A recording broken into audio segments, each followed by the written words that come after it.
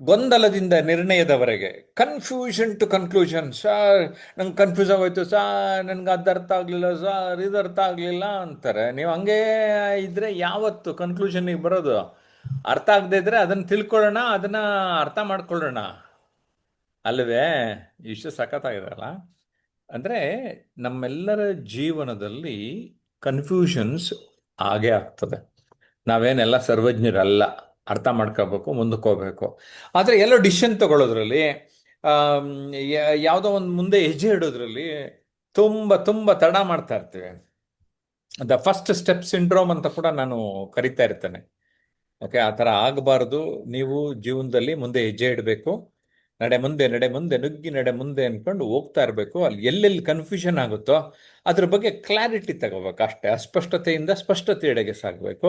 ಆವಾಗ ಆಟೋಮೆಟಿಕಲಿ ನೀವು ಕನ್ಕ್ಲೂಷನ್, ನಿರ್ಣಯದ ಕಡೆಗೆ ಹೋಗೋದಕ್ಕೆ ಸಾಧ್ಯ ಇರುತ್ತೆ. ಈ ವಿಷಯನ ಮಾತಾಡೋದಕ್ಕೆ ನಮ್ಮ ಆನ್ಲೈನ್ ಸ್ಟೂಡೆಂಟ್ಸ್ಗಳಿಗೆ ಮಾತಾಡೋಕ್ಕೆ ಅವಕಾಶ ಕೊಡ್ತಾ ಇದ್ದೇನೆ. ನೇತ್ರಾವತಿ ಮೇಡಮ್ ಅವ್ರಿಗೆ ನಾನು ನಿರೂಪಣೆ ಮಾಡಿ ಈ ವಿಚಾರದ ಬಗ್ಗೆ ಅಂತ ಹೇಳಿದ್ದೇನೆ. ಬನ್ನಿ ನೋಡೋಣ, ಬನ್ನಿ. Yes madam. ನಮಸ್ತೆ ಸರ್. ನನ್ನ ಆತ್ಮೀಯ ಕಲಿಕಾರ್ಥಿಗಳಿಗೆ ಎಲ್ಲರಿಗೂ ನಮಸ್ಕಾರಗಳು. ಜಯಪ್ರಕಾಶ್ ಯೂಟ್ಯೂಬ್ ಚಾನಲ್ಗೆ ಸ್ವಾಗತವನ್ನು ಕೋರುತ್ತಾ, ಇವತ್ತಿನ ವಿಷಯ ಗೊಂದಲದಿಂದ ನಿರ್ಣಯದವರೆಗೆ ಅಂತ ಹೇಳಿ ಎಲ್ಲರೂ ನಮ್ಮ ಕಲಿಕಾರ್ಥಿಗಳು ಕೂಡಿ ಇದು ಚರ್ಚೆ ಮಾಡುವಂತ ವಿಷಯ. ಅಂದ್ರೆ ಈಗ ನಾವು ರಾಮಾಯಣ ಮಹಾಭಾರತ ನೋಡದಾನ್ ಹಿಡಿದು ಗೊಂದಲ ಅನ್ನೋದು ಮಾನವಂದ ಒಂದು ಸಹಜ ಸ್ವಭಾವನೆ ಅಂತ ಹೇಳ್ಬೋದು. ಈಗ ಮಹಾಭಾರತದಾಗ ರಾಮಾಯಣದ ಒಂದು ಮಾತು ಹೇಳ್ತದ ಯಾವಾಗಂದ್ರ, ಅರ್ಜುನ ಯಾವಾಗಲೂ ಗೊಂದಲಗೊಳ್ಳುವುದು ತಪ್ಪಲ್ಲ ಅಂತ ಇರ್ತಾನ ಗೊಂದಲ ವ್ಯವಸ್ಥೆಯೊಳಗ. ಆಗ ಕೃಷ್ಣ ಒಂದು ಉಪದೇಶ ಮಾಡ್ತಾನ, ಧರ್ಮದ ದಾರಿ ಹಿಡಿಯುವುದು ನಿರ್ಣಯಕ್ಕೆ ಬರ್ತದ, ಅದು ಧರ್ಮದ ದಾರಿ ಹಿಡಿದು ಅಂತೇಳಿ ಒಂದು ಮಹತ್ವದ ಉಪದೇಶ ಕೊಡ್ತಾರ.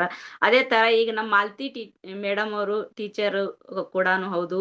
ಅವ್ರು ಈ ವಿಷಯದ ಕುರಿತು ಏನ್ ಹೇಳ್ತಾರೆ ಕೇಳೋಣ. ನಮಸ್ತೆ ಮೇಡಮ್. ನಮಸ್ತೆ ಮೇಡಮ್. ಗೊಂದಲಗಳಿಂದ ನಿರ್ಣಯದವರೆಗೆ ಈ ಒಂದು ವಿಚಾರ ತುಂಬಾ ಚೆನ್ನಾಗಿದೆ. ನಾವು ಜೀವನದಲ್ಲಿ ಯಾವಾಗ್ಲೂ ಗೊಂದಲಕ್ಕೆ ಸಿಕ್ಕಾಕೊಂಡಾಗ ಯಾವುದೇ ಒಂದು ಅಭಿವೃದ್ಧಿಯನ್ನಾಗ್ಲಿ, ಯಾವ್ದಾದ್ರು ಒಂದು ನಮ್ಮ ಗುರಿಯನ್ನ ಸಾಧನೆ ಮಾಡಕ್ಕೆ ನಮ್ಗೆ ಅದು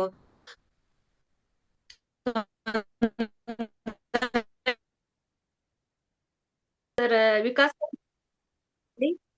ನಮಸ್ತೆ ಮೇಡಮ್. ಗೊಂದಲ ಇವತ್ತಿನ ಚರ್ಚಾ ವಿಷಯ ನಮ್ಮ ಜಯಪ್ರಕಾಶ್ ನಾಗ್ತಿಹಳ್ಳಿ ಅವ್ರ ಯೂಟ್ಯೂಬ್ ಮುಖಾಂತರ ನೀವು ಕೊಟ್ಟಿರತಕ್ಕಂಥ ಗೊಂದಲದಿಂದ ನಿರ್ಣಯದ ಕಡೆಗೆ, ಅಂದ್ರೆ ಕನ್ಫ್ಯೂಷನ್ ಟು ಕನ್ಕ್ಲೂಷನ್ಗೆ, ನಾವು ನಮ್ಮ ಜೀವನದಲ್ಲಿ ನಮ್ಮ ಮನಸ್ಸಿನಲ್ಲಿರೋ ಗೊಂದಲಗಳನ್ನ ಯಾವ ರೀತಿ ನಾವು ಒಳ್ಳೆ ಅಭಿಪ್ರಾಯಗಳಿಂದ ತಗೊಂಡು ಹೋಗ್ಬೇಕು ಅಂತಂದ್ರೆ, ನಾವು ನಮ್ಮ ಸಮಸ್ಯೆಗಳನ್ನ ಯಾವ ರೀತಿ ಕ್ಲಿಯರ್ ಮಾಡ್ಕೋಬೇಕು, ಹೆಚ್ಚಾಗಿ ಗೊಂದಲಗಳಿಲ್ಲದಲೇನೆ ಅಂತ ಇವಾಗ ತುಂಬಾ ಯೋಚನೆ ಮಾಡಿ ನಮ್ಮ ಸಮಸ್ಯೆಗಳನ್ನ ಬಗೆಹರಿಸ್ಬೇಕು. ಯಾಕೆಂದ್ರೆ ನನ್ನ ವೈಯಕ್ತಿಕ ಇದರಲ್ಲಿ ನಾನು ಡಿಗ್ರಿಗೆ ಹೋಗುವಾಗ ಯಾವ ವಿಷಯ ತಗೋಬೇಕು, ಎಂಜಿನಿಯರಿಂಗ್ ತಗೋಬೇಕು, ಇಲ್ಲ ಬಯಾಲಜಿನಲ್ಲಿ ಹೋಗ್ಬೇಕಾ, ಮೆಡಿಕಲ್ಗೆ ಹೋಗ್ಬೇಕಾ, ಆ ವಿಚಾರದಲ್ಲಿ ನಮ್ಮ ಸರಿಯಾದ ಮಾರ್ಗದರ್ಶನ ನಮ್ಮ ಹತ್ತಿರದ ಸಂಬಂಧಿಕರು ಕೇಳ್ಕೊಂಡು ಗೊಂದಲಗಳನ್ನ ಬಗೆಹರಿಸ್ಕೊಂಡಿದ್ವಿ. ಅದು ನಮ್ಮ ವೈಯಕ್ತಿಕ ಜೀವನಕ್ಕೆ ತುಂಬಾ ಇಂಪಾರ್ಟೆಂಟ್ ಆಗಿರುತ್ತದೆ. ಅದೇ ರೀತಿ ಮತ್ತೆ ನನ್ನ ಎರಡನೇ ಇಂಪಾರ್ಟೆಂಟ್ ಗೊಂದಲಗಳಲ್ಲಿ ಸಿಲುಕಿದ್ದು ಅಂತಂದ್ರೆ, ನಾನು ಒಂದು 5 ವರ್ಷ ಕೆಲಸ ಮಾಡ್ಬಿಟ್ಟು ಕೆಲಸದ ನಂತರ ಬಿಸ್ನೆಸ್ ಮಾಡ್ಬೇಕು ಅಂತೇಳಿ ಹೊರಟಾಗ, ಅವಾಗ ಕಮಿಟ್ಮೆಂಟ್ ತುಂಬಾ ಇರ್ತದೆ, ಬಿಸ್ನೆಸ್ ಎಲ್ಲಿ ಫೇಲ್ಯೂರ್ ಆಗುತ್ತೆ ಅಂತೇಳಿ ಕೊನೆಗೆ ನನ್ನ ಮನಸ್ಸಿನಲ್ಲಿ ಗೊಂದಲಗಳು ಶುರುವಾಗಿದ್ವು. ಅವಾಗ್ಲೂ ತಾನೇ ನಾನು ಒಂದು, ಯಾಕೆಂದ್ರೆ ಫ್ಯಾಮಿಲಿ ಕಮಿಟ್ಮೆಂಟ್ ಇರ್ತದೆ, ಎಲ್ಲ ಅದಕ್ಕೆ ಹೊಂದ್ಕೊಂಡಿರ್ತೀವಿ, ನಾವು ಜಾಬ್ ಬಿಟ್ಬಿಟ್ಟು ಬಿಸ್ನೆಸ್ ಎಲ್ಲಿ ತೊಂದರೆ ಆಗುತ್ತೆ ಅಂತೇಳಿ ನಮ್ಮ ಮಾರ್ಗದರ್ಶನ ನನ್ನ ಹತ್ರದ ಸಂಬಂಧಿಕರು ಅವ್ರು ಇವ್ರಿಗೆ ತಿಳ್ಕೊಂಡು ಬಿಸ್ನೆಸ್ ಕಡೆಗೆ ಬಂದಾಗ ಒಳ್ಳೆ ಸಕಾರಾತ್ಮಕವಾಗಿ ನನ್ನ ಬಿಸ್ನೆಸ್ ಸಕ್ಸಸ್ ಆಗಲಿಕ್ಕೆ ಸದ್ಯದಲ್ಲಿ ಮುಂದುವರೆದಿದೆ. ಮತ್ತೆ ಅದೇ ರೀತಿ ಇವತ್ತಿನ ಇದು ನಮ್ಮ ರಾಜ್ಯದ ದಿನನಿತ್ಯ ದಿನಪತ್ರಿಕೆಯಲ್ಲಿ ಮತ್ತೆ ಮಾಧ್ಯಮದಲ್ಲಿ ನೋಡ್ತಾ ಇರ್ತೀವಿ, ನಮ್ಮ ರಾಜ್ಯ ಸರ್ಕಾರ ಸಿಎಂ ಪೋಸ್ಟ್ಗೆ ಸಿದ್ದರಾಮಯ್ಯದು ಮತ್ತೆ ಕುಮಾರಸ್ವಾಮಿ ಅವರು ಡಿ ಕೆ ಶಿವಕುಮಾರ್ ಅವ್ರದ ನಮ್ಮ ಕಾಂಗ್ರೆಸ್ ಹೈಕಮಾಂಡ್ ಎಷ್ಟು ಗೊಂದಲದಲ್ಲಿದೆ ಅಂತೇಳಿ ನಾವು ನೋಡ್ತಾ ಇರ್ತೀವಿ. ಯಾಕೆಂದ್ರೆ ಸಿದ್ದರಾಮಯ್ಯನವ್ರು ಬದಲಾವಣೆ ಮಾಡಿದ್ರೆ ಅವರ ಫಾಲೋವರ್ಸ್ ಆಗ್ಲಿ, ಅವರ ಅಭಿಮಾನಿಗಳಾಗ್ಲಿ, ಅವರು ಮುಂದಿನ ಚುನಾವಣೆಯಲ್ಲಿ ಅವರಿಗೆ ಸಪೋರ್ಟ್ ಮಾಡದೇ ಇರ್ಬೋದು ಅಂತೇಳಿ ಗೊಂದಲದಲ್ಲಿ ಇರ್ತಾರೆ. ಈ ಈ ಹೆಚ್ಚಿನ ವಿಚಾರದಲ್ಲಿ ಗೊಂದಲಗಳ ನಮ್ಮ ಮನಸ್ಸಿನಲ್ಲಿ ಇರೋದನ್ನ ಬಗ್ಗೆ ನನಗೆ ಹೇಳಲಿಕ್ಕೆ, ಅಭಿಪ್ರಾಯ ಹಂಚ್ಕೊಳ್ಳಿಕ್ಕೆ ನಿಮ್ಮಲ್ಲಿ ಕೇಳ್ತಾ ಇರೋದಕ್ಕೆ ನನಗೆ ಹೆಚ್ಚಾಗಿ ಅವಕಾಶ ಕೊಟ್ಟದಕ್ಕೆ ಧನ್ಯವಾದಗಳು.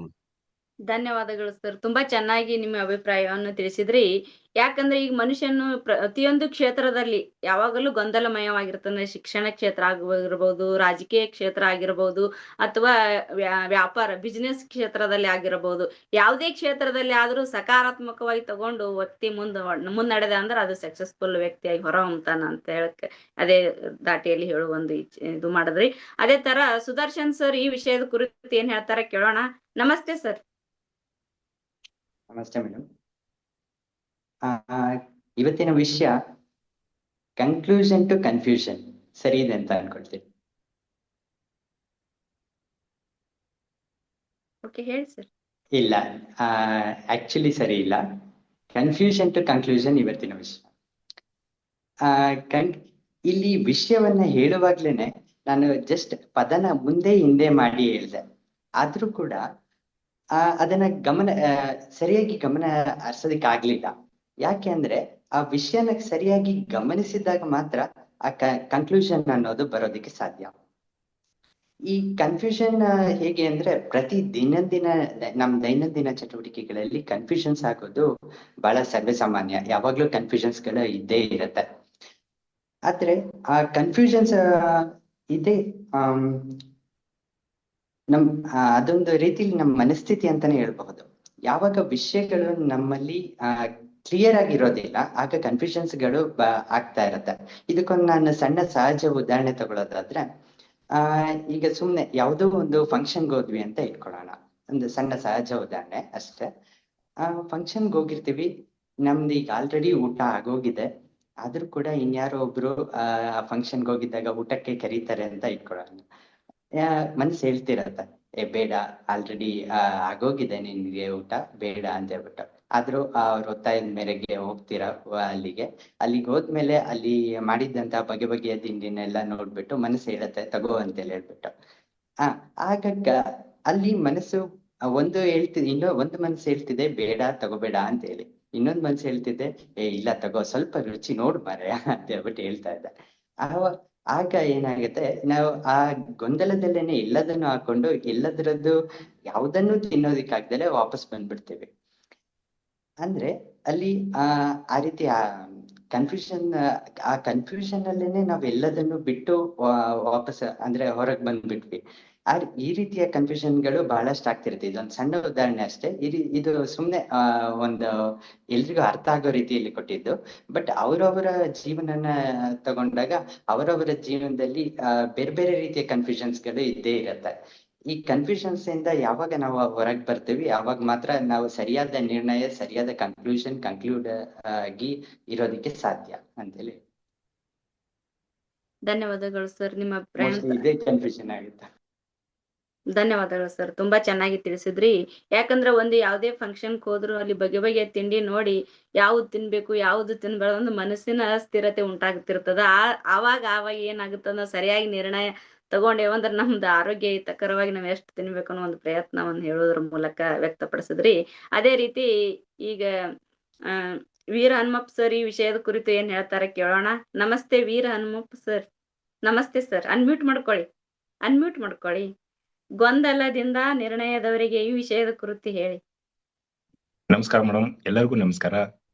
ಈ ಗೊಂದಲದಿಂದ ನಿರ್ಣಯದವರೆಗೆ ಇದು ತುಂಬಾ ವಿಚಾರ ತುಂಬಾ ಚೆನ್ನಾಗಿದೆ.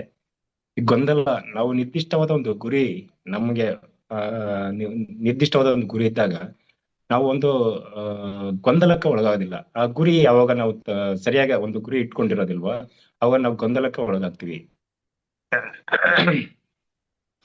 ಈಗ ನಮ್ಮಲ್ಲಿ ತಿಳುವಳಿಕೆ, ಜ್ಞಾನ ಮತ್ತೆ ಅನುಭವ ನಮ್ಮಲ್ಲಿ ಜಾಸ್ತಿ ಇದ್ದಷ್ಟು ನಮ್ಗೆ ಸ್ಪಷ್ಟತೆ ಇರುತ್ತೆ, ತಿಳುವಳಿಕೆ ಇರುತ್ತೆ. ಅದರಿಂದ ನಾವು ಸರಿಯಾದ ಒಂದು ನಿರ್ಧಾರ ತಗೊಳ್ತೀವಿ. ಅಲ್ಲಿ ನಮಗೆ ಗೊಂದಲಕ್ಕೆ ಒಳಗಕ್ಕೆ ಇದಿರೋದಿಲ್ಲ. ನಮಗೆ ಸರಿಯಾದ ಅನುಭವ ಇಲ್ಲದೆ ಇರೋದು ಅಥವಾ ಸರಿಯಾದ ತಿಳುವಳಿಕೆ ಇಲ್ಲದೆ ಇರೋದು.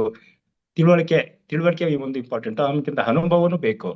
ಅನುಭವ ಇದ್ದಾಗ ಮಾತ್ರ ನಾವು ಸ್ಪಷ್ಟವಾದ ನಿಖರವಾದ ಒಂದು ಗುರಿ, ಒಂದು ಮಾರ್ಗವಾಗಿ ಮುಂದೆ ಹೋಗೋದಕ್ಕೆ ನಮ್ಗೆ ಅನುಕೂಲ ಆಗುತ್ತೆ.